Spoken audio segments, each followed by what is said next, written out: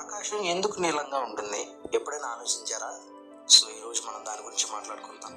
అందరికీ నమస్కారం. ఈరోజు మనం చిన్న డౌట్ క్లియర్ చేసేద్దాం. ఆకాశం ఎందుకు నీలంగా అనిపిస్తుందంటే అక్కడ ఎవరు పెయింట్ వేయలేదు.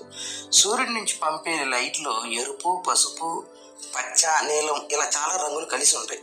ఇవన్నీ కలిపి మన కళ్ళకి తెల్లని రంగుగా కనిపిస్తాయి. కానీ ఎర్త్ అట్మాస్ఫియర్లో ఉన్న చిన్న చిన్న గాలి కణాలు ఈ రంగులన్నింటినీ ఒకేలా ట్రీట్ చేయవు.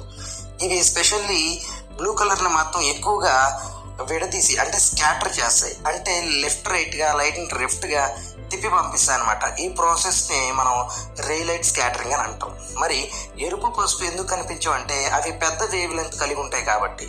సో గాలి కణాలు వాటిని డిస్టర్బ్ చేయవు. కానీ నీలంలో ఉండే వేవ్ లెంత్ చిన్నది, అందుకే గాలిలో దారి తప్పి అన్ని దేశాల మన కళ్ళకి కనిపిస్తుంది.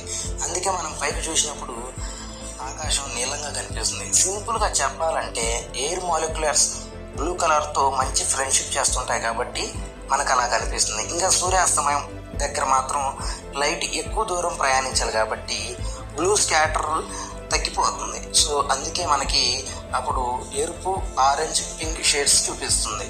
సో ఇది కథ. సైన్స్ కూడా ఎంత బ్యూటీగా ఉంటుందో కదా. అలానే ఇలాంటి విషయాలు మీరు ఇంకొన్ని తెలుసుకోవాలనుకుంటే మన ఛానల్ని సబ్స్క్రైబ్ చేసుకుంటారని కోరుకుంటున్నాను.